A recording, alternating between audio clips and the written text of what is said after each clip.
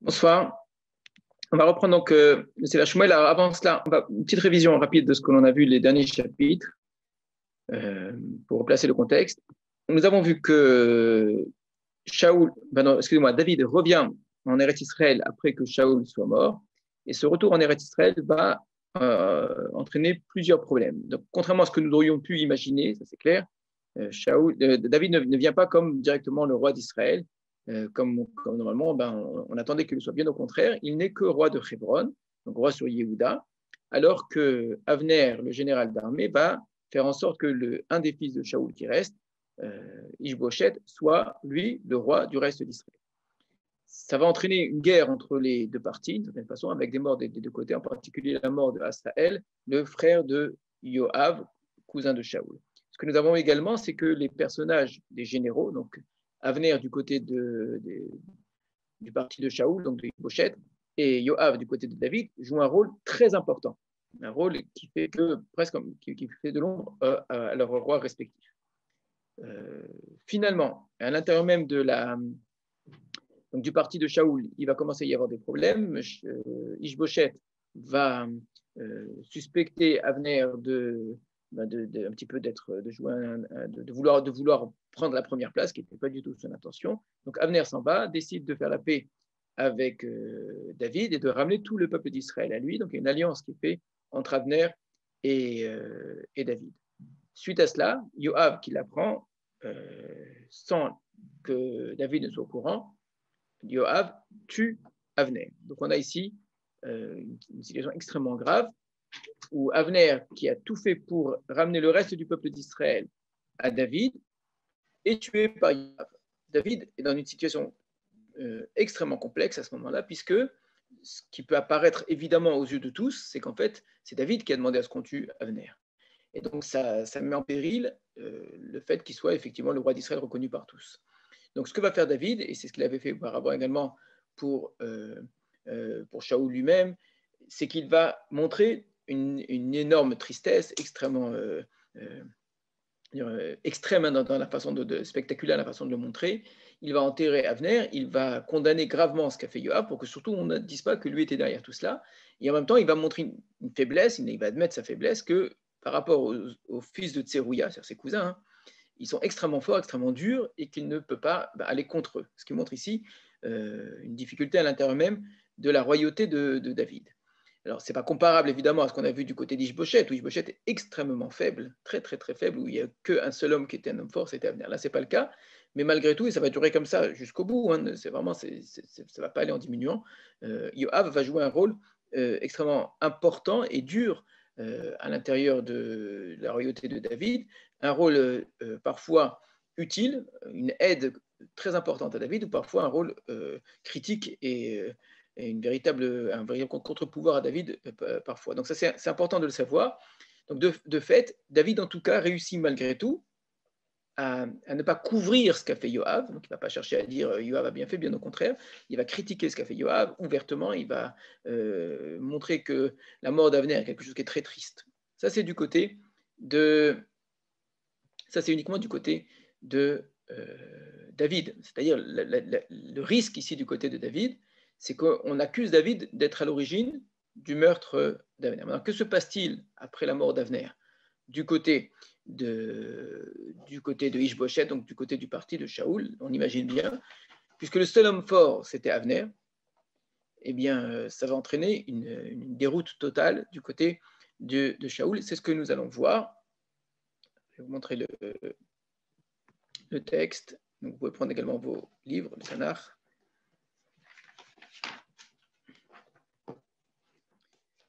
Chapitre 5, juste après donc la mort de Avner.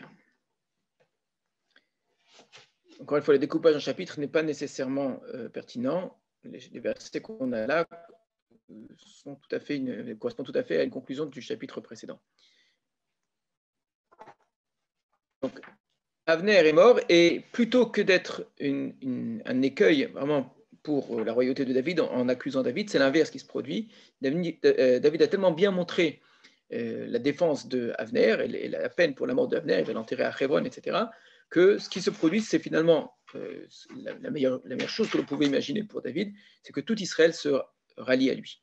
Yavo Kol Shivte Israël, David Chevrona, excusez-moi, je me suis trompé, chapitre 5, je suis allé un peu vite, chapitre 4, je me suis rendu compte. Désolé, je reviens, chapitre 4. Ishma ben Shaoul qui met Avner Bechevron, donc c'est vraiment la fin du chapitre précédent. Le fils de Shaoul, regardez comment le texte, par le fait qu'il appelle le fils de Shaoul, montre le mépris, enfin le manque en tout cas de considération qu'il a pour Ishboshet, qu'on a bien vu qu'à aucun moment il n'était digne à travers le texte. Quand le fils de Shaoul a entendu qu'il mette Avner Bechevron, que Avner était mort à Hebron, va yirpou yadav. Ses mains se sont affaiblies, Vechol Israël nivhalou, et tout Israël fut consterné. Alors, je préfère vous prévenir à l'avance pour ceux qui ne sont pas avertis ou pas prévenus, ou qui ne se rappellent plus de l'introduction que j'ai faite la semaine dernière. Ça peut paraître ridicule même ce que je vais dire. Quelqu'un qui connaît le Tanakh, pour lui, il n'y a rien d'étonnant à ce que l'on va lire. Quelqu'un qui a un présupposé du Tanakh, de la Bible, où c'est des belles histoires, où tout va bien, tout est idéal, risque d'être choqué par les chapitres qui précèdent et à fur et à mesure encore plus par les chapitres qui vont suivre. On a des textes d'un grand réalisme où on nous montre les personnages qui nous ressemblent beaucoup dans certains domaines et qui peuvent être en même temps des personnages extraordinaires. Donc on va assister à des épisodes qui contiennent une certaine violence. Voilà, c'est un avertissement qui parfois peut être utile. Parce que certains imaginent qu'en lisant le Tanakh, en lisant la Bible, on n'aura que des histoires morales et avec des personnages qui sont tous idéaux. On a ici des situations un peu difficiles parfois à supporter. Voilà, j'avance maintenant. Donc, Ushne Anashim. Or, il y avait deux hommes. Sare Gedudim Hayu ben Shaoul, qui étaient donc des chefs de bataillon, un gdoud, un bataillon, donc pour dire des lieutenants par exemple. Il ne s'agit pas ici de haut gradés, mais des gradés malgré tout dans l'armée de Shaoul, du fils de Shaoul. Shema Echad Ba'ana, mais Shema Sheni Rechav. L'un s'appelait Ba'ana, l'autre s'appelait Rechav. Bene Rimon ha-Be'eroti, les fils de Rimon de Be'erot. Mi Bene Binyamin, des fils de Binyamin. Kingam Be'erot et Chachev al Binyamin, car Be'erot également fait partie de Binyamin. Alors, on a ici une présentation qui est étonnamment détaillée. Qu'on nous donne le nom de personnes avec le nom de leur père, c'est normal. Mais on précise leur père donc s'appelle Rimon de Be'erot, qui est très courant, qu'on associe un homme à la ville à laquelle il vient, comme on nous disait que Shaoul, son père venait de la Giva'a, ou bien David venait de Bethléem. Donc Rimon, le père de ces deux chefs de l'armée de fils de Shaoul, ce Rimon-là vient de Be'erot. Et on nous ajoute, Be'erot fait partie des fils de Binyamin. En tout cas, les enfants de Rimon font partie de Binyamin. Binyamin, on n'est pas étonné puisque justement Shaoul est de Binyamin. Donc il n'y a rien de surprenant à ce que les chefs d'armée viennent de Binyamin. Mais ce que le texte veut nous dire, ce n'est pas tellement les personnes à quelle tribu elle appartient, mais en termes géographiques, que la ville fait partie de Binyamin. On est ici face à un phénomène intéressant dans le Tanakh qui est assez courant et auquel les gens ne font pas toujours attention, qui est le décalage entre le moment du récit et le moment de la narration, le moment d'écriture. C'est deux moments différents. On en a déjà vu dans Sefer Shmuel, ce n'est pas la première fois, et ailleurs dans le Tanakh, ça peut être assez courant. Le texte dans le Tanakh, généralement, donne l'impression que au moment où on écrit, c'est au moment où les choses se passent. C'est-à-dire qu'on assiste à ce qui est en train de se produire. Donc, il n'y a pas de décalage entre le moment de l'écriture et le moment du récit. D'accord ? Parfois, ce n'est pas le cas. C'est assez exceptionnel, mais ce n'est pas non plus quelque chose de très rare. Même dans la Torah elle-même, on trouve ça. Où à un moment, l'auteur reprend la parole d'une certaine façon pour parler par rapport au moment où lui écrit. Or, ici, l'auteur a conscience que le lecteur risque d'être étonné parce qu'on est en train de lui dire que des gens qui sont de Be'erot sont de Binyamin. Et donc il a besoin de préciser, oui, car Be'erot fait partie de Binyamin. Et pourquoi est-ce qu'il a besoin de préciser que Be'erot fait partie de Binyamin ? Quand on va dans Sefer Yoshua, c'est là-bas qu'on voit le partage des différentes tribus et les villes. Effectivement, Be'erot fait partie de Binyamin, donc il n'y a rien de très étonnant à cela. Quand on a dit Bethléem Yehuda, on ne précise pas que Bethléem est bien évidemment dans Yehuda. Chaque fois qu'on a une ville, alors soit c'est une ville dont on n'a jamais entendu parler, donc on a précisé, soit c'est une ville qui nous a été donnée dans Sefer Yoshua. Il y a beaucoup de villes qui ont été données dans Sefer Yoshua. Donc on sait à quelle tribu elle appartient a priori, d'accord? Ça ne veut pas dire que les choses n'ont pas évolué par rapport à Sefer Yehoshua. Il y a plusieurs siècles qui ont passé, les choses ont évolué. Mais si on précise rien, donc il n'y a rien de particulier. Donc, si on le précise ici en disant car Béhéroth fait partie de Binyamin, doit être Techachev, elle est considérée comme faisant partie de Binyamin, ça veut dire que au moment où le texte est écrit, elle n'en fait plus partie de Binyamin. Et c'est ce que le texte, regardez pas suivant, Béhérotim Gitaïma. Et les Béhérotim se sont enfuis à Gitaïm. Yusham Garim Adayom Azeh, ils ont habité là-bas jusqu'à ce jour-là. Quel jour? Le moment de l'écriture. Donc au moment où le texte de Sefer Shmuel est écrit, quand je parle des Béhérotim, en vérité, je parle de gens qui habitent dans une ville qui s'appelle Gitaïm et qui viennent de Béhéroth. Alors les gens ne connaissent pas nécessairement l'histoire de cette ville, comment les choses se sont passées. Donc on nous rétablit ici une sorte d'explication géographique, historique, pour nous dire, à l'époque où l'histoire se passe, les Béhérotim habitent à Béhéroth, et Béhéroth se trouve en Binyamin. Voilà. Alors, la question qui va se poser, une question qui sera très difficile de répondre, c'est pourquoi c'est nécessaire d'en faire autant? Est-ce que ces éléments sont là juste pour résoudre un problème historique, hein, que les lecteurs qui liront le texte au moment où il va être écrit ne comprendront pas, et donc il faut juste expliquer, donc ce cas-là, il n'y a pas besoin d'aller chercher plus loin, ou bien ces éléments-là sont nécessaires au récit lui-même. Une question qu'on va se poser une fois qu'on aura lu l'histoire, d'accord? Parce qu'il y a vraiment un détail assez long pour dire tout cela. Est-ce que finalement ça joue? Tous ces éléments-là sont nécessaires pour comprendre que ces gens-là, Baana et Rechab, dont on va nous raconter leur histoire, eh bien, le fait qu'ils soient de Béhéroth, que Béhéroth était en Benyamin et que Béhéroth ensuite a quitté et se retrouvé, etc., est-ce que tout ça, ça va jouer? Alors, retenez un petit peu tout ce que je viens de vous dire. Si vous vous posez la question, alors, mais c'est quand sur Daïmazé, c'est quand est-ce que ça a été écrit? Quand est-ce que le texte de Sefer Shmuel a été écrit? La Gemara pose la question quand Sefer Shmuel a été écrit. Il y a plusieurs périodes possibles. Il semble que la mise par écrit du texte du Tanakh, en tout cas des Sfarim, sont pas tous, évidemment, n'ont pas tous été écrits en une fois, n'ont pas non plus tous été écrits au moment même du récit. Donc, c'est-à-dire, Sefer Yehoshua n'a pas été écrit au moment même, Sefer Yehoshua, vraiment à la mort même de Yehoshua, parce qu'on raconte la mort de Yehoshua, par exemple, et même les années qui ont suivi. Sefer Shoftim, ce n'est pas un récit qui est au jour le jour. On dira que Sefer Shoftim a été écrit par Shmuel, par exemple. Que Sefer Shmuel est écrit en partie par Shmuel, mais également par les deux prophètes qui vont le suivre. Et donc, à l'époque du roi Tzidkiya, il y a probablement un roi qui viendra plus tard, une grande partie des récits qui ont précédé qui vont être mis par écrit. Donc, il ne faut pas être étonné de cela, que entre le moment du récit et le moment où les lecteurs le lisent pour la première fois, eh bien, il y a des choses qu'ils risquent de ne pas comprendre parce que les choses sont évoluées. Voilà, je ferme cette parenthèse. Retenez simplement que la question qui va se poser, est-ce que ça joue un rôle ou pas dans notre récit? Alors, je vais juste vous montrer quand même les cartes. Je vous ai déjà dit que je trouve que c'est assez important de connaître les cartes. Il semble aujourd'hui, parce qu'évidemment, de reconstituer ça 3000 ans plus tard, c'est encore plus difficile géographiquement. Alors, la carte, je la reprends encore une fois du site Hatanach. Voilà. Vous avez ici, donc Hebron, vous connaissez. Hebron, c'est la ville, on a dit, où était David. C'est la capitale. À peu près là où vous voyez la main ici, c'est Yerushalayim, qui pour l'instant n'est pas du tout une ville importante, n'est même pas une ville d'Israël. Et plus au nord, vous avez par ici la Giva de Binyamin, c'est par là que se trouve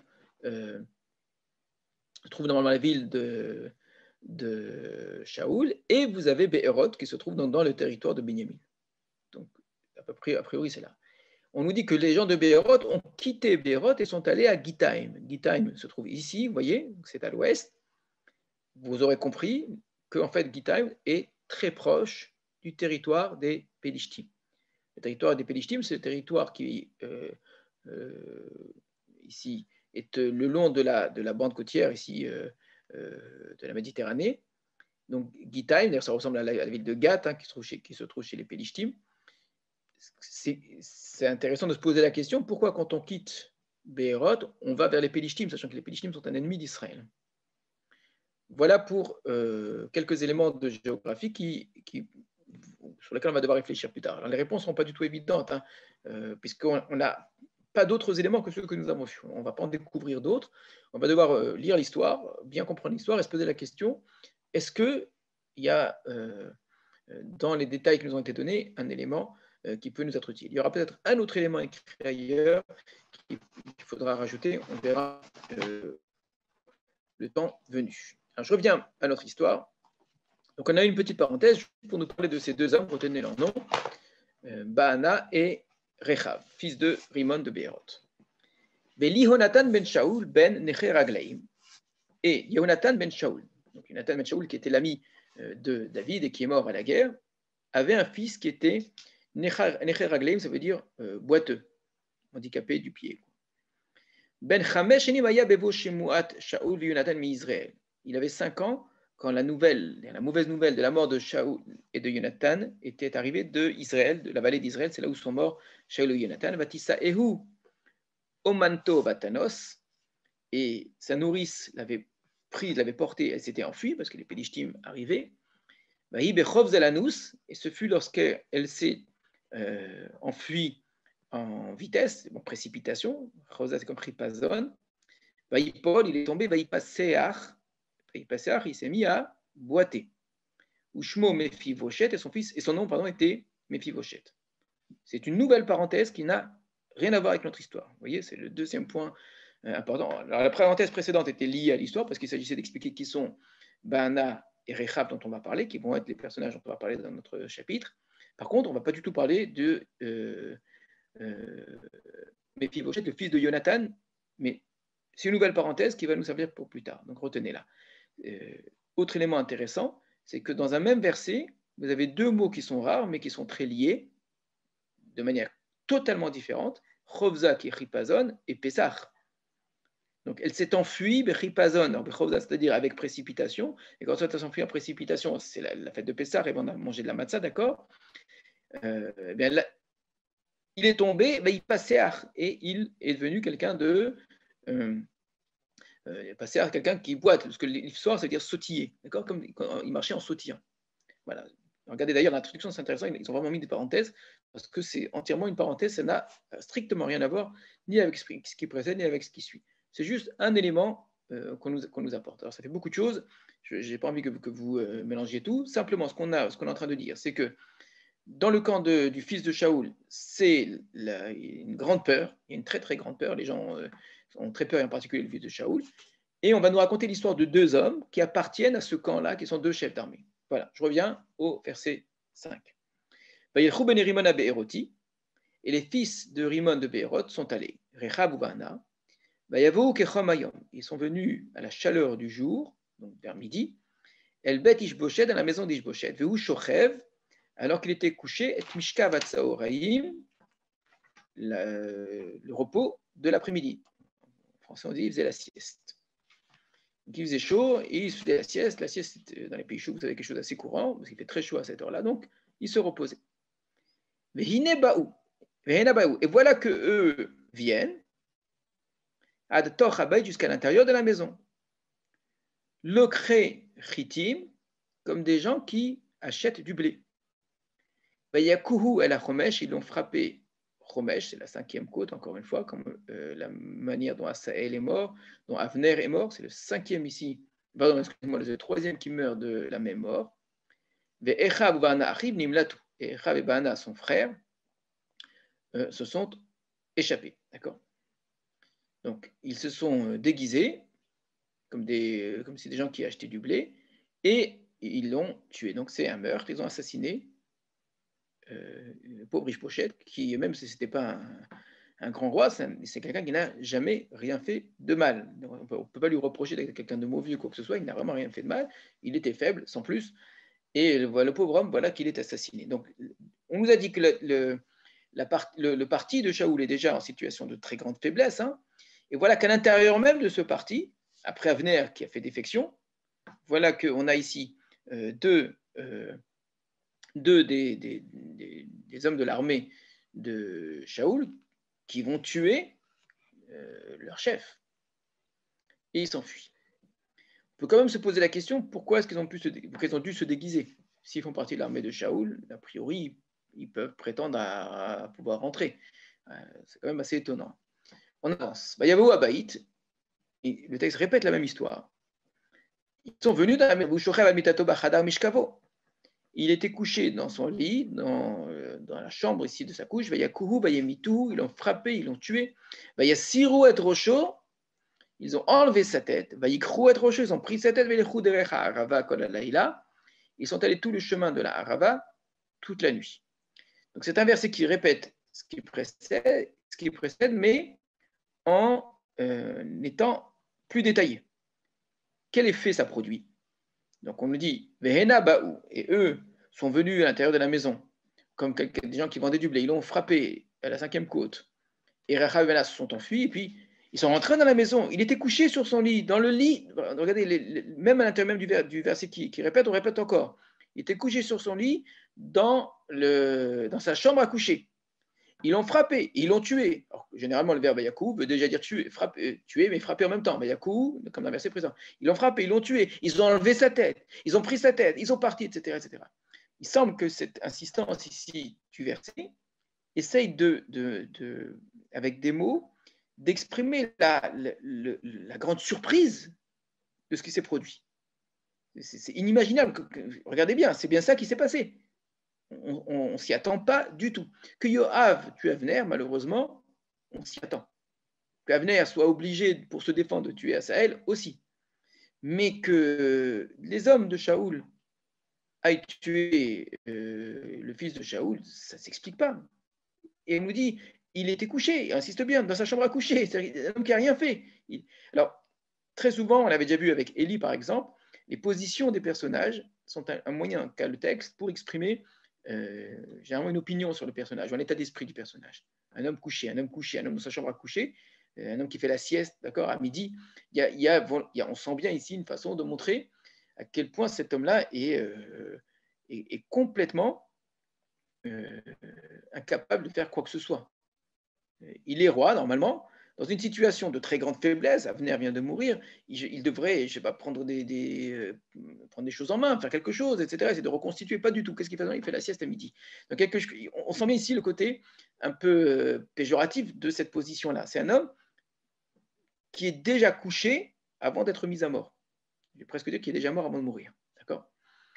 Et c'est très révélateur. Alors, ça ne justifie en rien, ça ne légitimera pas l'acte de ces deux hommes-là, mais c'est des gens qui tuent un homme qui, de toute façon, était vraiment en situation quasiment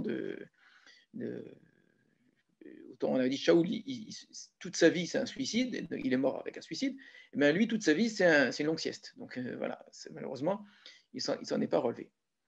Vayaviou et Rosh Ishboshet el David, et ils ont amené la tête de Ishboshet à David, Chevron à Chevron. Vayemrou el Amelech, ils ont dit au roi, Ine Rosh Ishboshet ben Shaoul o Yivra, voici la tête d'Ishboshet, fils de Shaoul, ton ennemi, Asher Bikesh et Nafshecha, qui avait réclamé ta personne, qui avait voulu te tuer. Vaïten Hashem a donné à Melech Nekamot, et Hashem a donné à notre maître, le roi, une vengeance, à Yom Hazé, en ce jour, Mishaoul, Mizaro, de Shaoul et de sa descendance. Évidemment, vous aurez vu le parallèle qu'il y a entre la façon dont on agit ici, Rechav et Baana, et le Nahar Amaleki, qui était pressé d'aller annoncer à David la mort de Shaoul. Une fois que David l'interroge un peu plus, il apprend que cet homme-là prétend qu'il a lui-même tué Shaoul et qu'il était tout fier de pouvoir le lui annoncer. Alors, il n'avait pas amené la tête de Shaoul, mais par contre, il a amené la couronne, etc., en pensant faire plaisir à David. Je vous rappelle juste la question qu'on s'était posée, est-ce que David a cru l'Amaleki ou pas? Une question intéressante sur laquelle on s'était arrêté, et on va voir ici un élément par rapport à ce qui avait été dit précédemment. Mais la ressemblance est très grande. Voilà des gens qui pensent faire plaisir à David. Cette question-là, on la retrouve quasiment, certainement, à tous les chapitres et plusieurs fois depuis le début du Sefer Shmuel, du deuxième cycle de Shmuel, par la mort d'Avner, par la façon dont on agit les gens d'Yavesh Gilad, etc. On se pose toujours la question, est-ce que David est heureux ou attend la mort et la fin de la royauté de Shaoul? Nous avons vu qu'à chaque fois, David a tout fait pour empêcher cela, bien au contraire, mais que d'autres personnes ont du mal à le croire. D'autres personnes, au contraire, pensent que David, en vérité, veut en finir avec la royauté de Shaoul. Alors nous connaissons évidemment la suite. On connaît David, on imagine bien qu'il ne va pas du tout prendre cela avec bonheur. Yann David et Rechav et Baana arrivent. David a répondu à Rechav et Baana, son frère. Ben Rimon à Be'eroti, le fils de Rimon de Be'erot. Vayomer Lahem, il leur a dit Chai Hashem, par la vie d'Hachem, donc par le Dieu vivant. Asher Pada et Nafshi Mikol Tsara, qui m'a sauvé de tout danger. Là, il fait une allusion à ce qu'ils lui ont dit. Hachem, il t'a donné la vengeance de celui qui voulait te tuer. La réponse, Hachem, il m'a déjà sauvé. J'ai besoin de la vengeance de personne. Donc, tu vous parlais d'Hachem. Hachem était déjà de mon côté, il m'a sauvé. Donc, j'attends rien, je n'ai pas besoin de vengeance. Donc, il jure, au nom d'Hachem, il jure que quoi? Qui a Magili, il est mort, il est met Shaoul. Celui qui m'avait raconté en disant que Shaoul est mort. Mais Ouaya qui me va ser be'enav. Et à ses yeux, il était comme quelqu'un qui annonce une bonne nouvelle. Ça me va ser. Il imaginait m'annoncer une bonne nouvelle. Va au Chazavo, je me suis saisi de lui, va à Hergeu Betziklag, je l'ai tué à Tziklag, à Sheletitilo Besora, pour le fait qu'il m'ait donné cette annonce, qu'il m'ait transmis cette nouvelle-là. Je vous avais dit à l'époque, rappelez-vous quand on s'était posé la question, est-ce que David a cru le jeune Amaleki ou pas? S'il avait cru le jeune Amaleki, il aurait dû répondre quoi ici? Là, il a en face de lui deux personnes qui disent clairement avoir tué Ishboshet, non seulement qu'ils disent l'avoir tué, mais ils ramènent sa tête. Donc là, il y a de toutes les bonnes raisons de croire qu'ils l'ont vraiment tué. D'accord? Qu'est-ce qu'il leur répond? Il devrait leur répondre, celui qui avait tué Shaoul, et encore, il avait tué en situation d'un homme qui voulait se suicider à la demande de Shaoul, etc., je l'ai mis à mort. Alors vous, à plus forte raison. Or, qu'est-ce qu'il est en train de dire? Celui qui était venu me raconter, et à ses yeux, il pensait m'annoncer une bonne nouvelle. À aucun moment, David ne rappelle que cet homme-là est le meurtrier, ou en tout cas celui qui a mis à mort Shaoul, d'accord? Il insiste bien. C'était ça qu'il pensait, et je l'ai tué, pourquoi? Asher titilo besora, d'accord? Pour cette annonce qu'il m'a donnée, d'accord? Il semble bien qu'en vérité, David n'a pas cru cet homme-là. Cet homme-là avait dit tout cela, alors qu'en fait, ça ne s'était pas produit comme ça, puisqu'on s'était posé la question, il y a deux versions. Il y a la version telle que le texte nous l'a raconté une première fois, il y a la version telle que le Nahar Amaleki raconte, et on se pose la question, qu'est-ce qui est vrai? Est-ce que le texte nous avait caché un petit peu la mort de Shaoul pour nous garder un petit peu le suspense et qu'on soit nous-mêmes surpris? C'est un effet de style, effet littéraire pour être très surpris lorsque le jeune Amaleki va le raconter, ou bien non, pas du tout. La vraie version, c'est ce que le texte nous racontait au départ. Shaoul s'est jeté sur sa lance, il est mort, il est vraiment mort à ce moment-là, et le Nahar Amaleki a inventé cette histoire-là. Eh bien, il semble bien, voilà un élément de plus. Là-bas, on a vu qu'il y a eu quelques petites différences qui peut-être déjà allaient dans ce sens-là. Ici, un élément de plus qui montre qu'effectivement, en tout cas, David ne l'a pas cru. Et si David, rappelez-vous la question, comment est-ce qu'il avait posé la question? Ça été fait en plusieurs fois, et puis les choses ont été, il a dit une chose, il a répété de manière clairement où il a changé sa version. Donc il y a plusieurs éléments qui semblent montrer qu'en vérité, cet homme-là avait menti, et il était juste venu dépouiller Shaoul, mais il ne l'avait pas mis à mort. Mais il pensait, annoncer que ça ferait plaisir à David d'une chose pareille. Eh bien, lui a été mis à mort. Alors, Afki, donc à plus forte raison, Hashim Rechaim, des gens méchants, il parle d'eux ici. Hargou et Ish Tzadik Beveto, ont frappé un homme juste dans sa maison. Et là, on retrouve cette insistance du texte, un pauvre homme qui était dans sa maison.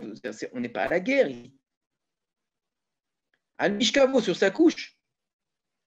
Un homme qui est là en train de dormir, donc il est totalement innocent, qui a fait de mal à personne, qui ne me met même pas en danger, enfin, et vous allez le tuer. Et maintenant, je vais réclamer son sang de votre main, ou viarti etrem minaret, je vous ferai disparaître de la terre. David et Anarim, et donc David a ordonné aux jeunes gens qui l'accompagnaient, Yargoum, et ils les ont tués. Mais comme si ça ne suffisait pas, ils ont coupé leurs mains et leurs pieds, et ils les ont pendus dans cette fameuse Berecha. Berecha, rappelez-vous, c'est cette citerne où il y a eu la guerre entre les soldats de David et les soldats de Yoav, plus exactement, et les soldats de Avner. Il y a eu le début de la guerre là-bas, à Hebron. Excusez-moi, non, je me suis trompé, je dis une bêtise là. La Brecha, celle de Hebron, c'est une autre citerne, donc c'est à Hebron même. Vedrosh Ishboshet la Kahou, et la tête d'Ishboshet, ils l'ont prise. Vaikberu Bekever Avner Hebron, ils l'ont enterré dans la même tombe que Avner à Hebron. Donc, ironie de l'histoire. Et Ishboshet, et la tête d'Ishboshet et Avner se retrouvent au même endroit dans la même tombe à Hébron. Alors évidemment, on a de très bonnes raisons d'être surpris et dégoûté par ce que fait faire David. Qu'on les tue, on pourrait dire que ça appartient aux règles de l'époque, hein. Des gens qui ont tué un roi, ils méritent la mort, mais d'aller leur couper les mains, etc., d'aller les pendre, ça nous fait penser à ce qu'ont fait les pays ch'tim, hein, avec Shaoul. Pourquoi David va si loin? Tout simplement, on voit chez David une exagération, exactement comme il l'avait faite d'une autre façon, hein, pour la mort d'Avner. Il avait exagéré dans le deuil. Jamais on prend un deuil aussi grand, surtout de la part d'un roi, tel que lui l'a pris pour Avner. Il avait jeûné, il avait juré, il a des choses dont on n'entend jamais parler. Jamais on prend un deuil aussi dur, hein. Pourquoi David a besoin d'exagérer?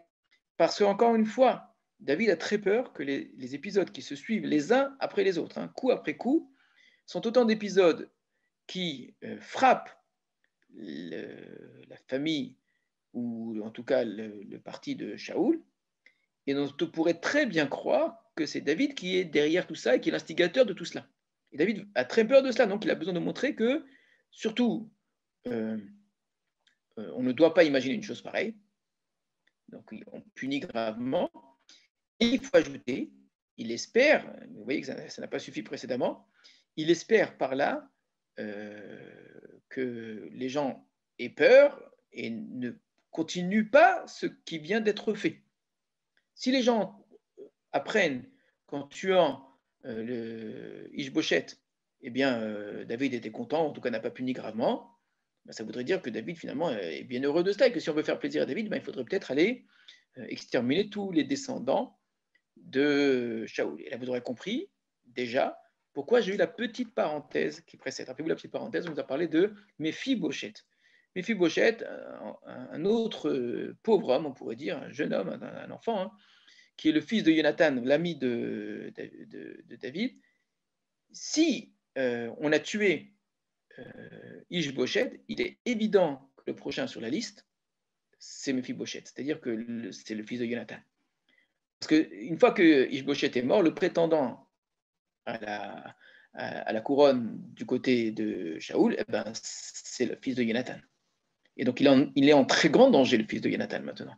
Si David ne fait pas un acte extrêmement fort, extrêmement marquant, pour montrer que surtout on ne doit pas toucher à la famille de Shaoul, c'est comme s'il condamnait à mort Méphi-Boshet, le fils de Jonathan.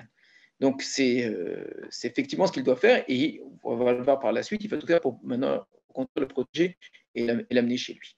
Donc c'est sûr que c'est violent, c'est ce qu'il est en train de faire, c'est quelque chose d'horrible, hein, mais en même temps, il a besoin d'agir très vite, de manière spectaculaire, pour ne pas que cette épuration, parce que c'est vraiment à cela qu'on est en train d'assister, continue, et que n'importe qui d'autre qui voudrait aller faire plaisir à David, du côté de Shaoul, se permet d'aller tuer les descendants de Shaoul, ou les descendants, les généraux, les chefs, les femmes, etc., comme ça se faisait à l'époque, hein, on assassinait tous les gens qui étaient... Et souvent, ceux qui le faisaient d'ailleurs, c'était des gens qui faisaient partie de l'ancienne dynastie, parce qu'eux-mêmes avaient peur de mourir, et donc pour montrer des gages de loyauté avec envers le nouveau roi, retourner leur veste, et eux, les premiers, tout de suite, le plus rapidement possible, tuer leurs alliés les plus proches, hein, pour se retrouver maintenant du côté du nouveau roi. C'est quelque chose qui est très, très, très courant. Et c'est à ça qu'on a assisté ici. Donc, pour éviter cette épuration de laquelle vraiment David a très, très peur, il est obligé d'agir de manière très forte, comme il l'a fait par la manière dont il a parlé de Shaoul et de Jonathan quand ils sont morts, la manière dont il a réagi envers les gens de Yavesh Gilad en étant très respectueux en leur égard. Donc il les a remerciés pour ce qu'ils ont fait plutôt que, au contraire, de voir en eux des ennemis, bien au contraire. La manière dont il a réagi par rapport à Avner, la manière dont il a réagi par rapport à Michal, la manière dont il a réagi ici par rapport à Rechav et Baana, pour surtout montrer qu'il à aucun moment il ne veut du mal aux descendants de Shaoul, il ne veut pas établir sa royauté sur la destruction de la famille de Shaoul. Un point sur lequel on revient sans arrêt, mais qui malheureusement, on voit bien qu'il n'arrive pas à empêcher ici cette hémorragie qui est terrible. On avance dans le texte, on n'a toujours pas expliqué du tout cette question de Béhéroth, on va y revenir un peu plus tard. On a quand même au moins déjà entendu, sous-entendu en tout cas, la nécessité de nous dire qu'il y en a un qui s'appelle Ishboshet, c'est de lui dont on parle, dont on a parlé déjà depuis quelques chapitres, mais on nous a fait une petite parenthèse. Vous savez, mais il y en a un autre qui s'appelle Mephibosheth aussi, hein, il faut le savoir, qui est un pauvre enfant, qui est boiteux en plus. Hein. Donc on retrouve cette notion de faiblesse, etc. Et donc, quand on voit comment a terminé le pauvre Ishboshet sans avoir fait de mal à personne, on est très inquiet de ce qui risque d'arriver à Mephibosheth. J'espère avoir été clair, surtout que les noms se ressemblent, c'est un peu compliqué, mais je pense que vous aurez compris. Si vous avez des questions de compréhension, on s'arrête tout de suite avant d'avancer. Je vais bien répondre à vos questions. Et puis après, on avance. C'est bon? C'est clair? Tout le monde a bien compris? Eh bien, très bien. Là, on peut continuer.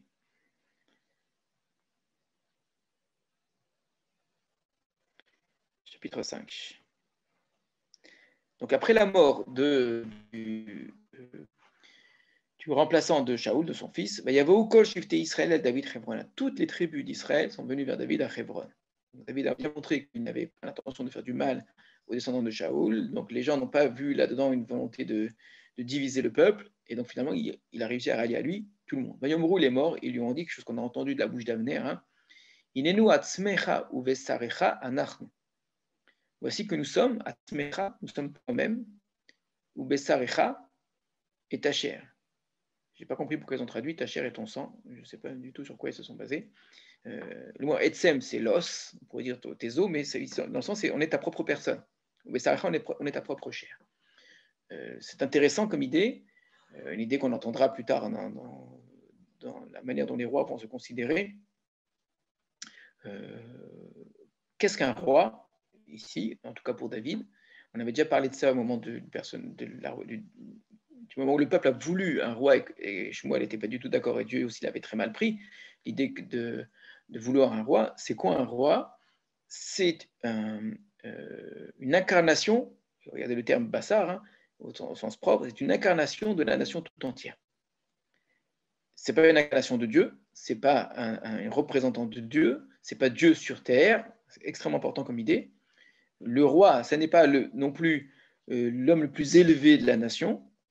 L'homme qui est roi, c'est la nation. Il est lui-même, à lui tout seul, il est l'ensemble de la nation.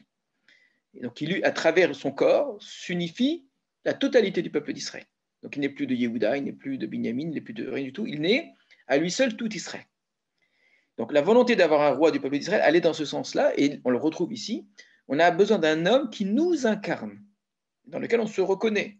C'est-à-dire que sinon, s'il est plus de Yehuda, quelqu'un qui n'est pas de Yehuda, évidemment, ne va pas se reconnaître en lui. Il aura le sentiment d'avoir été dominé par quelqu'un qui n'est pas de lui-même. Donc, ici, ce ne sera pas le cas. Tu es nous-mêmes. Donc, quand le roi dirige, on ne se sent pas dirigé par quelqu'un. Ça peut vous paraître étrange, mais c'est une royauté, et je vous ai déjà donné beaucoup d'éléments qui vont dans ce sens, qui se voit, qui se conçoit comme une démocratie. C'est bizarre parce que ça ne rentre pas du tout dans nos conceptions à nous, mais c'est une démocratie en ce sens que le peuple considère que cet homme-là, c'est le peuple. Et que ce que va décider cet homme-là, c'est le peuple. Comme exactement la manière dont la démocratie va concevoir par l'élection, par le fait qu'on élise une personne, un homme qui sera un chef d'État, le président d'une république ou un chef d'État d'une autre manière, peu importe, le fait de l'élection va faire que cet homme-là n'est pas considéré comme un roi, il n'est pas supérieur à nous, et quelle différence il y a entre lui et un roi? Ça reste un homme qui a des privilèges, qui est au-dessus des autres, qui donne des ordres, qui a une autorité. Mais pourquoi est-ce qu'on ne le considère pas comme tel? Parce qu'on en a fait le choix. C'est notre choix qui fait que c'est cet homme-là. Et on a l'impression que pour dire ça, on a besoin qu'il y ait des élections, on a tout un certain nombre d'années, etc. Ce n'est pas nécessaire. Ce qu'il faut, c'est que pour que la notion de démocratie existe, la démocratie reconnaît qu'il y a un homme au-dessus des autres pourtant, hein, il faut juste considérer que cet homme-là est bien un homme représentatif du peuple. Et cette idée, je vous l'ai déjà dite, ne doit pas se produire une fois et après cet homme-là sera à vie représentatif du peuple. Il se peut très bien qu'un jour le peuple dise au roi, on ne veut plus de toi.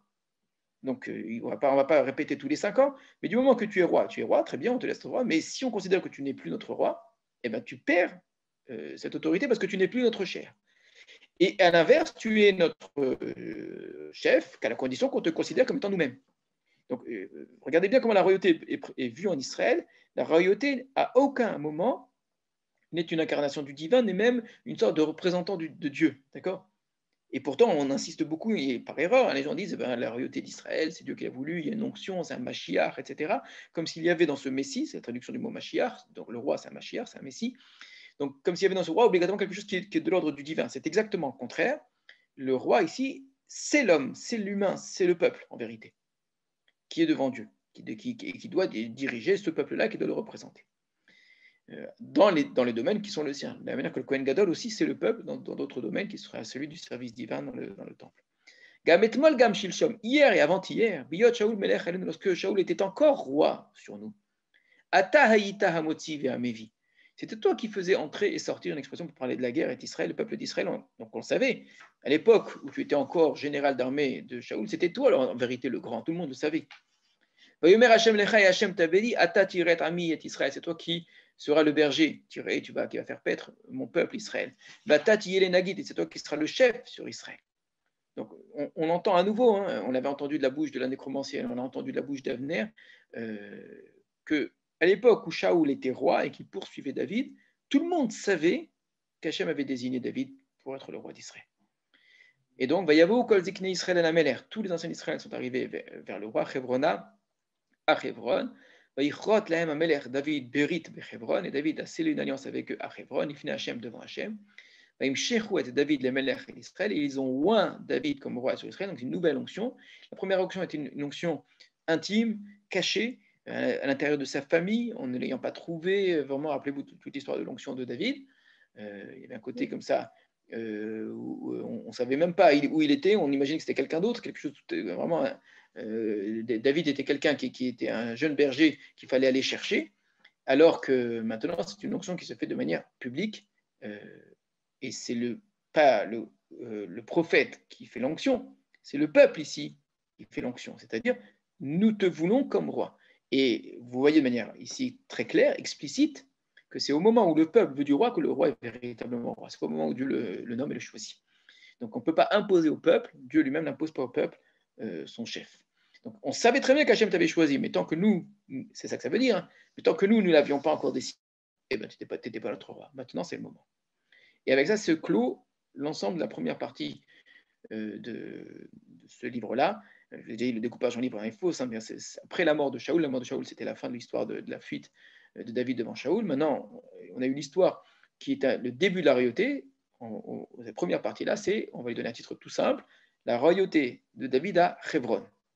Et cette royauté de David à Hebron était liée à toutes les problématiques que l'on a vues avec Avner, avec Ishboshet, avec tout cela. Et ça s'arrête ici. C'est la fin de la royauté à Hebron. Ça a duré 7 ans. 7 années durant lesquelles David était roi à Hebron et où il y a eu toutes ces altercations, ces difficultés, ces problèmes. Le verset qui va suivre, c'est vraiment le début de la royauté de David au sens fort, et un verset typique, comme on en avait déjà vu pour Joël, comme on en reverra beaucoup. On avait vu également d'ailleurs pour Ishboshet, et comme on en reverra beaucoup dans le livre des rois. C'est un verset d'introduction à l'histoire d'un roi. Ben Shloshim Shana David ben Molcho, Arbaim Shana Malach. David avait 30 ans quand il est devenu roi. Il a régné 40 ans. On arrive au chiffre symbolique de 70. Hebron Malach al Yehuda. À Hebron, il a régné 7 ans. Excusez-moi, j'ai déjà traduit avant de dire. Sheva Shanim Veshisha Chodashim, 7 ans et 6 mois. Ou Virushalayim Malach. Et à Jérusalem, il a régné Shloshim Beshalosh Shana, 33 ans. Al-Kol Israël Yehuda, sur tout Israël et Yehuda. Donc 7 et 33, qui aussi sont des chiffres chacun pour de leur côté symbolique. Hebron est une ville dont on n'a jamais entendu parler ici, dans le livre de Shmuel en tout cas, qui est Yerushalayim, mais dont on nous annonce déjà le rôle qu'elle va jouer. C'est-à-dire que la royauté de David passe de la royauté d'une tribu à la royauté de tout un peuple, mais va également être capitale au sens du terme. On va changer de capitale, puisque on va passer de Hebron, qui est la capitale de Juda, à une autre ville qui a priori ne joue aucun rôle important à cette époque-là, la ville de Yerushalayim, Jérusalem. Et justement, c'est ce qu'on va nous raconter, c'est le choix de cette ville-là. Premier acte que fait David en devenant roi de tout Israël, c'est le choix d'une nouvelle ville. C'est extrêmement intéressant en termes politiques, en termes de planification de sa royauté. Et la première chose qu'il va faire, c'est de choisir une autre ville. ce qui est très significatif. Il aurait pu rester à Hébron, il y a déjà son palais, son armée, etc. Mais s'il était venu à Hébron, ça aurait clairement signifié l'idée que c'est un roi de Yehuda qui dirige le peuple d'Israël. Donc il aurait gardé un petit peu son identité de Yehuda. Et même si aujourd'hui ils sont tous subjugués par le personnage de David, à terme ça signifiera clairement la domination de Yehuda sur le reste du peuple, et ça ne peut pas tenir. Et David ne veut pas de ça. David va d'une certaine façon, va effacer en lui la spécificité de la tribu de Yehuda. C'est comme s'il cessait d'être de Yehuda, comme s'il devenait ce que eux attendent de lui, d'être tout Israël. Alors si je suis moi-même le corps de toute la nation, eh bien, il me faut obligatoirement une ville qui soit également toute la nation. C'est d'une grande intelligence ce que fait David. Ici, le choix de la ville va clairement déterminer la suite de l'histoire de la royauté de David comme une royauté unifiée, et celle de son fils Shlomo encore plus. Il a peut-être encore une autre idée dans la tête, mais pour l'instant on ne peut pas encore l'affirmer, qui est de ne pas simplement penser en termes politiques, mais même en termes religieux. Mais pour l'instant, c'est simplement cette idée-là. Il a besoin d'établir une ville qui ne sera pas connotée, qui sera ni de Yehuda, ni de Binyamin, ni de... Alors, comment faire pour trouver une ville qui ne sera pas connotée? Il va aller vers une ville qui n'est pas habitée justement par le peuple d'Israël, qui aurait dû l'être, puisque tout le territoire de Canaan aurait dû être conquis à l'époque de Yoshua. On sait que ça n'a pas été le cas. C'est ça qui a entraîné quasiment tous les problèmes du peuple d'Israël depuis cette époque-là. Et entre autres, il y avait une ville qui s'appelait Yevus. Et le Yevusi, c'est un peuple qui habite Yevus, est à l'intérieur. Alors, donc le roi est allé, lui et ses hommes, à Jérusalem, et là Yevusi, vers le Yevusi, Yoshev Haaretz, qui est un habitant du pays. Contre lui, habitant du pays, ça veut dire qui habitait auparavant, avant l'arrivée des enfants d'Israël, qui habitait le pays. Yomer les David les morts. Et il a dit à David, qui il, le Yevusi, Lo tavo hena, tu ne viendras pas là, ki im hesircha ha'ivrim va'pisrim, les morts, lo yavo David hena. Alors, je vais vous traduire, et là, les commentateurs et les midrashim se sont donnés beaucoup de mal pour essayer de comprendre. On est face à une phrase un peu mystérieuse, mais elle se veut. C'est une forme de phrase qui est dite ici comme une formule un peu qui est lancée à l'encontre de David. Donc, tu ne viendras pas ici, ki im, tant que tu n'auras pas et sirecha enlevé les ivrim et les pisrim, les aveugles, ivrim, les pisrim, on vient de le voir au chapitre précédent, les boiteux, c'est-à-dire ceux qui, c'est quand même étonnant de voir deux chapitres qui se suivent, hein. Donc les aveugles et les boiteux, en disant, David ne viendra pas ici. Donc une répétition. Donc, j'ai juste expliqué la deuxième partie de la phrase, c'est en disant, donc tu ne viendras pas ici, tant que tu n'auras pas enlevé les aveugles et les boiteux, car David ne viendra pas ici. Donc, le verset insiste à la fin pour dire, c'est une façon de lui dire, en vérité, tu ne viendras jamais ici.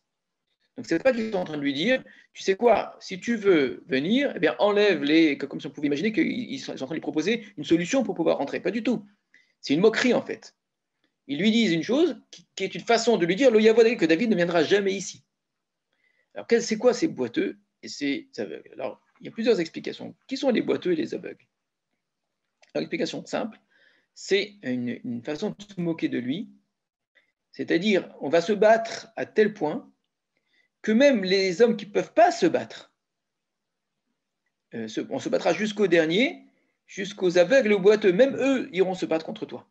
Donc c'est une façon de dire, sache qu'on n'a aucune intention de nous rendre. Même les infirmes parmi nous iront au combat, et tant que tu n'auras pas tué le dernier d'entre nous, eh ben, tu ne viendras pas ici. C'est une explication. Une autre explication qui elle, est vraiment moqueuse pour le coup, qui est de dire il suffit de nos aveugles et nos boiteux pour te battre.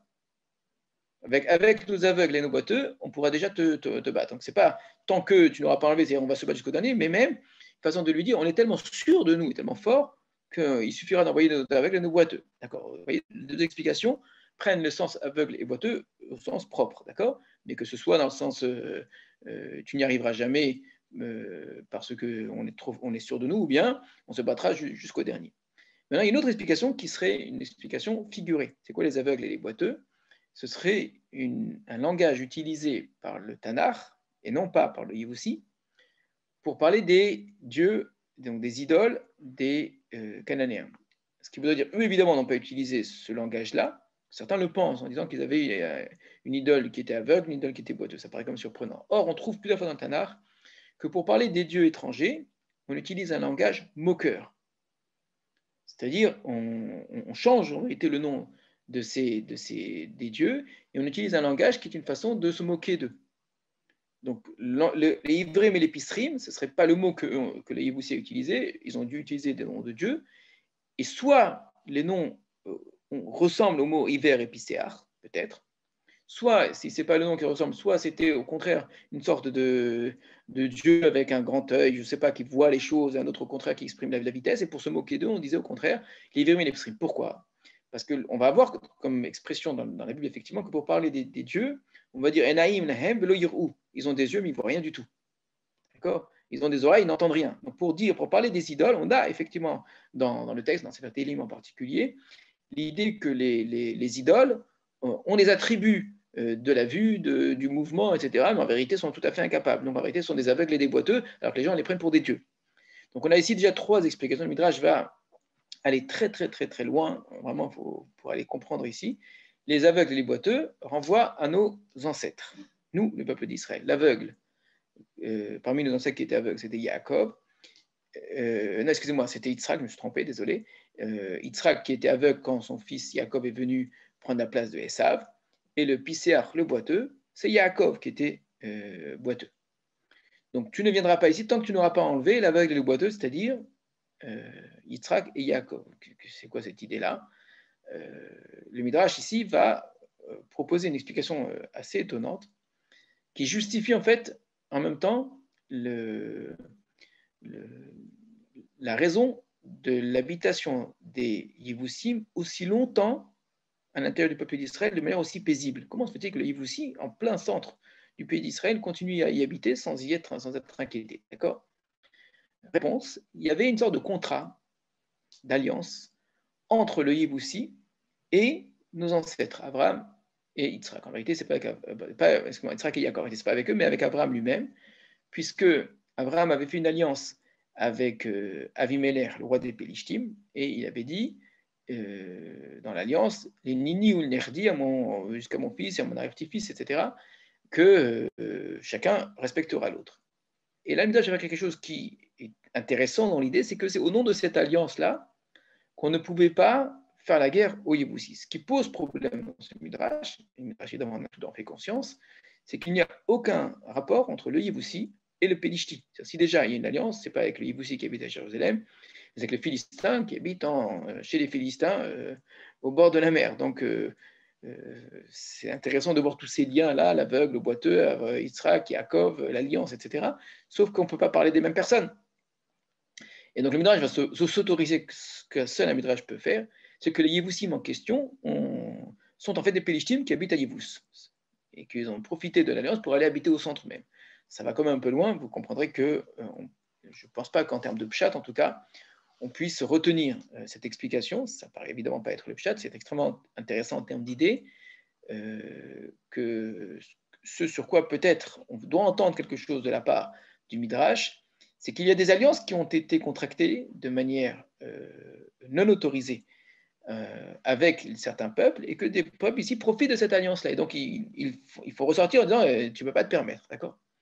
Alors, je préfère quand même les deux explications que je vous ai données, qui seraient plutôt une façon de montrer l'assurance ou la détermination des Yévoussim à ne jamais abandonner et à ne jamais pouvoir laisser entrer David. Et sans longues explications, verset 7, directement, Vailkod David et Metsudat Tzion, hi ir David. Donc David a d'abord pris ce qu'on appelle Metsudat Tzion, la forteresse de Tzion, qui est la ville de David. Alors, ce soir, on ne va pas le faire, mais on le fera la prochaine fois. Il faut connaître, là, ce n'est pas juste la géographie, mais c'est vraiment la topologie, la manière dont la ville de Jérusalem se présente, la forme même de la montagne, de la colline, etc. C'est des choses extrêmement intéressantes pour maintenant et pour plus tard également dans le Tanakh et jusqu'à aujourd'hui. La ville de Jérusalem est ce qu'on appelle la ville, à l'époque c'était encore une ville.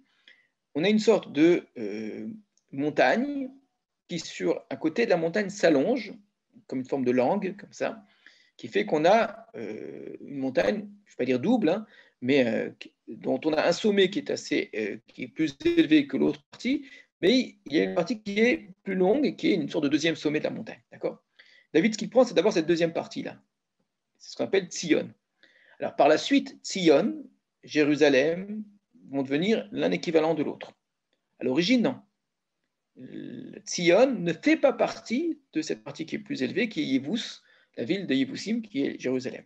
Tzion, c'est une partie qui est un peu plus basse et il y a une forteresse que David va prendre. David va faire de cette forteresse, qui n'est pas encore ce que nous on va appeler Jérusalem, va faire sa capitale politique au départ. Bayomer David Bayomaou. David a dit ce jour-là, Kol Make Yevusi, tout celui qui frapperait le Yevusi. Veiga bat Tsinor, et qu'il toucherait le Tsinor. Tsinor, ça veut dire c'est un tuyau, c'est-à-dire une canalisation. Veta Pisrim, Veta Ivrim, ainsi que les Pisrim et les Ivrim, dont on a parlé précédemment. Senoué Nefesh David, haï de l'âme de David, celui qui réussit à le frapper, donc, il serait récompensé. Al-Kenyomo, c'est pourquoi c'est devenu une expression connue. Hiver ou pisser, le Yavo et la baït, ni l'aveugle ni le pisser ne viendra vers la maison. Encore une fois, un peu mystérieux tout ça. En tout cas, David, ce qu'il demande, c'est qu'il lance un défi à ses hommes de frapper le Yévoussi, de toucher littéralement la canalisation et de frapper ces fameux pisrim sivrim qu'on a présentés précédemment. D'accord ? Donc là, pour le coup, le Midrash qui nous dit que ce n'est pas le Midrash, l'explication qui dit que ce sont des dieux s'entend très bien. Parce que haï par David, ce hiver et ce pisséar, d'accord, c'est intéressant. Il n'y aura pas de hiver ou pisséar dans la maison, c'est-à-dire aucune idole qui pourra rentrer, etc. Donc si on parle de gens qui sont infirmes, les pauvres infirmes, pourquoi est-ce qu'on devrait leur interdire l'entrée? Qu'est-ce qu'ils ont fait de mal? C'est pas parce que les Yévoussim ont utilisé ce langage-là que ça jetterait l'opprobre sur tous les infirmes. Alors, on explique c'est quoi le Tsinor. Le Tsinor, c'est probablement une canalisation cachée que David suppose exister, puisque le Yévoussi tient le siège sans avoir besoin de sortir. Donc s'il n'y a pas besoin de sortir, c'est qu'ils ont une source d'eau quelque part. Or, ils sont dans une colline. Donc il n'y a pas d'eau dans les collines, au sommet des collines, donc obligatoirement, il doit exister un endroit pour cacher, une sorte de canalisation cachée, une sorte de tunnel qui doit permettre d'arriver à une source d'eau. Et c'est ça qui permet au Yévoussi d'avoir de l'eau et donc de tenir le siège. Donc si vous trouvez cet endroit-là, eh bien, vous mettez la fin au siège et donc vous pouvez vaincre le Yévoussi. Mais David ne sait pas où est-ce qu'il se trouve, mais il doit bien y avoir ici un tunnel caché. David. David s'est installé dans cette forteresse et il l'a appelée la ville de David. David Saviv Minamilo Babaïta, et il a construit à partir d'un endroit qui s'appelle Milo vers l'intérieur. Et David est allé en grandissant et Hachem, le Dieu des cohortes, était avec lui. On va s'arrêter là. Avec ce verset, on reprend une suite, rappelez-vous, de versets qu'on avait déjà vus, où on nous montrait comment David, petit à petit, grandissait, allait en grandissant, puis ça s'était arrêté avec la fuite de David devant Shaoul, et là, on rétablit le lien, la suite de David qui va toujours en grandissant, et Hachem était avec lui. Alors, on va s'arrêter à cet endroit-là, qui est donc la prise de la Metsudat de Tzion. On montrera Bezrat Hashem la prochaine fois un peu la topologie de cet endroit-là. Il faudra expliquer également, en tout cas proposer une explication. Je ne suis pas du tout sûr de cette explication-là, mais c'est quoi cette histoire des Béhéroth dont on a parlé dans le chapitre précédent? Qu'est-ce que ça vient faire de savoir que les gens étaient de Béhéroth? Voilà, à très bientôt, à moins que vous ayez des questions.